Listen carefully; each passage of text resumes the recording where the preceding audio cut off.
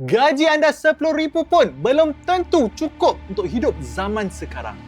Tadi saya terjumpa satu komen di YouTube. Trend Type M suka anggap satu income makan gaji sebagai sumber satu-satunya pendapatan utama. Tapi peliknya, boleh buang duit dengan beli barang-barang tak berfaedah atau konsep self-reward/hobi. Kenapa tak gunakan duit-duit tersebut sebagai modal buat bisnes? Saya setuju apa yang dia cakap. Sebab gaji dahlah satu sumber je. Lepas tu duit yang dapat tu terus buat self-reward ataupun beli barang-barang kemahuan tanpa perlu fikirkan masa depan dari segi bina simpanan, tabung simpanan kecemasan ataupun laburkan duit tersebut untuk masa depan. Dan perkara ini sebenarnya bukanlah tentang kaum Melayu, Cina ataupun India, tetapi mindset kewangan itu sendiri. Tak kisahlah kaum apa sekalipun, anda kena tahu perbezaan antara mindset orang kaya dan juga mindset orang miskin. Dalam video ini, saya akan kongsikan perbezaan antara kedua mindset ini dan saya harap di akhir video ini, anda boleh pilih anda nak mempunyai mindset orang kaya ataupun mindset orang miskin. Yang pertama, sumber income ataupun sumber pendapatan. Mindset orang kaya ini, mereka tak mengharapkan kepada satu sumber pendapatan sahaja, tetapi mereka akan cari jalan untuk mempelbagaikan sumber pendapatan mereka. Berbanding pula dengan mindset orang miskin, mereka selesa dengan hanya satu sumber pendapatan. Ada satu kata-kata hikmah, on average, a millionaire have 7 source of income.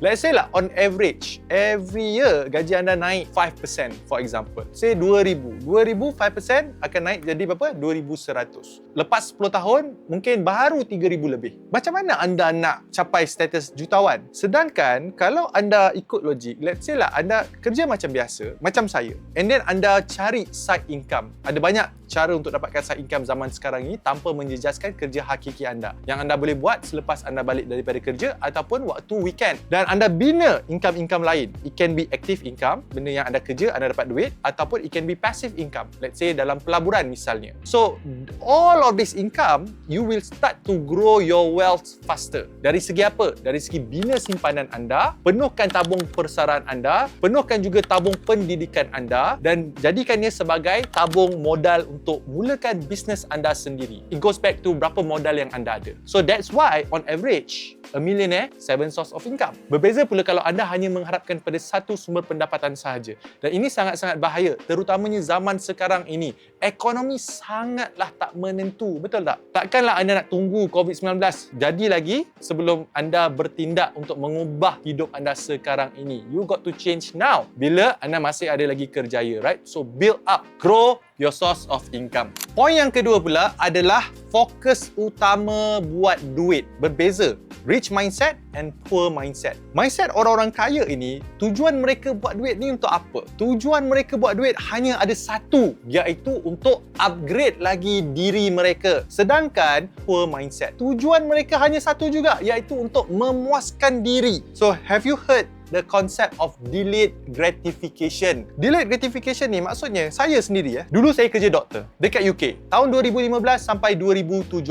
Kemudian saya balik ke Malaysia. Literally I started from bottom. Saya ingat lagi, saya tidak ada income for like 4-5 months. Zero income. Saya terpaksa gunakan duit simpanan saya. Gaji saya yang pertama, income saya pertama adalah commission daripada Takaful, iaitu RM50 sebulan. Saya ingat lagi, at that time sangat-sangat daif, sangat-sangat sedih, tapi saya deep down saya rasa sangat bahagia. Sebab apa? Alhamdulillah, finally saya buat income selain daripada sebagai doktor perubatan. So saya buat income daripada financial punya industri lah. So at that time, I have this money. So what do I do? Semua income saya yang saya dapat 3 tahun pertama, ke semua duit tersebut saya tak pergi bercuti. Saya tak pergi beli barang-barang yang saya nak, kereta baru, rumah baru, baju baru, tak ada. Semuanya saya guna yang sama. Keseluruhan duit tersebut saya guna untuk labur dalam diri saya, untuk saya grow dari segi apa? Ilmu kewangan, ilmu pemasaran, ilmu penjualan, ilmu business, every single thing. I learn about online business, right? So I put all the money back to me. Sedangkan mindset orang-orang miskin ni, mereka dapat duit, mereka terus belanja. Dapat duit, tengok dalam bank, cukup duit untuk beli iPhone baru, terus keluarkan duit tersebut, beli iPhone baru. Sebab itu setiap tahun tukar iPhone. So you got to change your mindset.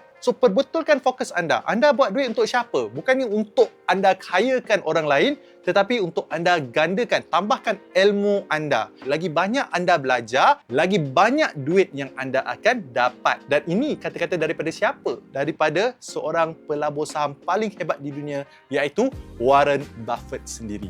Dan last but not least, cara reward diri. Bukan nak cakap orang-orang kaya ni mereka hanya laburkan duit ke dalam diri mereka sendiri, tetapi mereka sangat strategik apabila mereka reward diri mereka. Mindset orang kaya, mereka reward diri untuk apa? Untuk pengalaman dan kemajuan or growth. Mindset orang miskin pula, mereka reward diri untuk lari daripada masalah. Siapa sini yang terasa, right? Jangan pergi jauh lah, saya sendiri. Saya ingat lagi, masa saya kerja doktor dulu.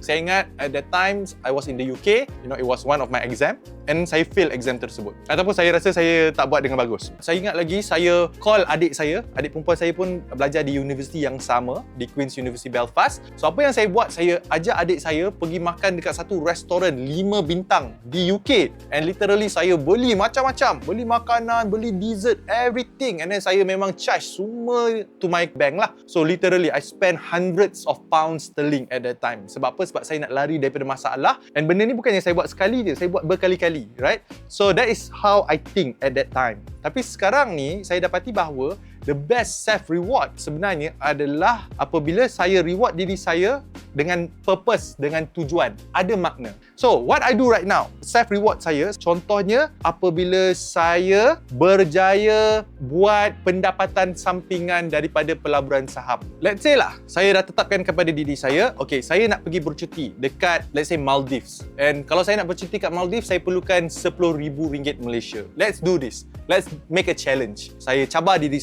saya akan gunakan modal saya, let's say modal saya ada RM30,000, gunakan modal saya RM30,000 ini untuk trade ataupun trade pasaran saham bursa Malaysia, dan saya nak dapatkan RM10,000 daripada RM30,000. Itu lebih kurang 30% return, right? 30% return is a lot. Tapi kalau saya pecahkan kepada setahun, tak banyak pun, lebih kurang 2.5% sebulan, which is sangat possible. So that's what I do. So I plan out. Saya mula trade pasaran saham and then saya mula lock all this profit. Sikit-sikit, lama-lama jadi bukit. Bila the moment saya hit RM10,000 keuntungan, then duit itu saya keluarkan dan saya reward diri saya. Saya pergi bercuti. So this is what I mean by strategy. Compare dengan, oh, saya nak pergi bercuti, tengok duit bank simpanan, oh duit simpanan ada, keluarkan terus, pergi bercuti. Itu tak bijak. Mindset orang kaya, kalau mereka nakkan sesuatu, mereka akan cari jalan untuk dapatkan sesuatu yang mereka nak. Mindset orang kaya ni, mereka dah siap-siap agihkan duit mereka. Dan saya pernah kongsikan benda ni dekat dalam 3 bank system. Banyak kali. Yang mana anda pecahkan duit anda. Dapat dia gaji, terus agihkan kepada 3 bahagian. Bank yang pertama, bank keperluan. Gunakan duit ini hanya untuk keperluan sahaja. Bank yang kedua, kemahuan. Gunakan duit ini untuk kemahuan. So in this case, kalau anda nak reward diri anda, gunakan bank kemahuan. Dan bank yang ketiga adalah bank simpanan dan pelaburan. Duit dalam bank simpanan dan pelaburan, jangan usik langsung, hanya dedikasikan duit tersebut untuk simpanan dan juga pelaburan semata-mata. So ini cara bijak anda berbelanja. So, elakkan untuk anda ada mindset orang miskin apabila anda reward diri anda dengan cara impulsif. Impulsif ni maksudnya sesuatu benda buruk berlaku, terus spend duit. Yang kedua, gunakan simpanan sedia ada anda. Dan yang ketiga, belanja lebih daripada kemampuan. Ini paling teruk. Nak pergi bercuti, duit tak ada, simpanan tak ada. So, buat apa? Buat hutang. That's the worst. Elakkan benda itu. Secara ringkasnya, mindset orang miskin ini bekerja keras untuk duit, sedangkan mindset orang kaya jadikan duit bekerja keras untuk diri mereka sendiri. And caranya seperti apa yang saya dah kongsikan kepada anda dalam video ini. Yang pertama tadi apa? Sumber pendapatan. Yang kedua, fokus utama anda buat duit. Dan yang ketiga, cara anda reward diri anda. Dan bercakap tentang sumber pendapatan, saya dah kongsikan kepada anda, on average, a millionaire have 7 source of income. Dan good news kepada anda semua, salah satu cara untuk anda tambahkan pendapatan anda seperti apa yang saya buat adalah melalui pelaburan saham sendiri. And pelaburan saham ni, bagi saya jadikan saham ni sebagai salah satu cara untuk saya buat pendapatan sampingan ataupun buat duit tepi. Ramai orang menggunakan saham ni untuk mengkayakan diri mereka, bukan saya. Berita baik kepada anda semua, saya ada buat satu kelas pelaburan saham. Bagaimana anda nak menggunakan pelaburan saham sebagai salah satu sumber pendapatan sampingan anda. Berminat? Klik link yang saya sertakan dalam ruangan description untuk anda hadir ke kelas saham saya. That's all from me. Saya akan jumpa anda dalam video seterusnya.